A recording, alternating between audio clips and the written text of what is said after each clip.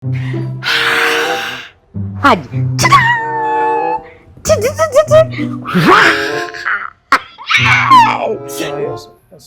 Tunana kontrolia salamu. Oli mukunda gansawo. Mushoji wa salamu alaikum Haji. Omanji enva. Simanyi.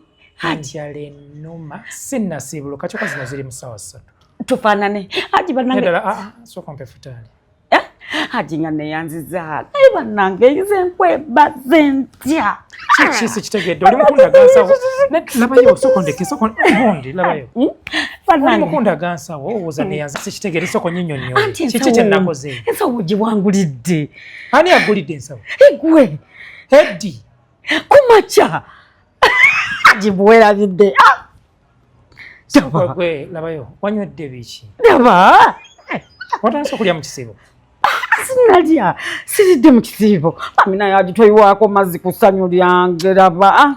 Kumacha zinagulidde ku nsawo. Wampeereza ki? Kumacha nyumiza kumacha bwafulumya.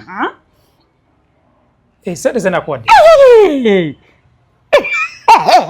Ganyawo towulidde sente zenakuwadde omugaso gwazo. Nawadde fulumano kumacha gwe kenyino ngamba nti omucere gwaweddemu. Buterefu. Nekuweereza sente nebuga nti gula ensawo y'omucere. Wakoze mu nsawo yakusitula. Ensawo yaki aje? Towulidde ku ssimu. Wangambye gula ensawo esimu yakutukidde. Buterefu awo kwa magezi kwante gaso akimala nti of course ategeza ensawo ya mucere. Kubanga ofisi essimu yakutukidde airtime wange yaweddeko. Yaweddeko buguba nayo. So labayo. Haji awo nyini ne motoka. Ntwala mpola gwe.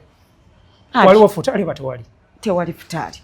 Neninye motoka nalinye na pichi nyanguwe osobola okusanga surprise nga nagikusedda okitegeera uyo mu Kampala uyo ku gundi Nabugabo Street ku Enjakedi waggulu ku level 6 ku Chris Beda nga banondera nsawo nalonze eno nga bantegesa opitivo kwe kugula eno Haji. Sente z'emmere ziraga nti gulamu ensawo y'omucere kale fine ekigambo omucere y'omucere tewakiwulidde wakakyongera kwa kati obongo ne bukuga nti gulamu ensawo ku Chris Beda iye kuba balina ensawo ezakabi ensawo eza class eziragika mu bantu anti Haji nga manyi bwenkwata ensawo onangulire bwengula ensawo eno ontwala autu nga bya surprise kati saafumbye kuba saabadde ona sente eza tewali Futaali. Tewali Futaali.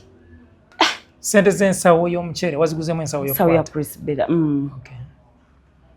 Tokoseeyo tugirya. Enki Haji. Tokose ensawo tugirya. Ate oba yeerewo. Zino tokose ensawo sigenda firwa sente za nganda.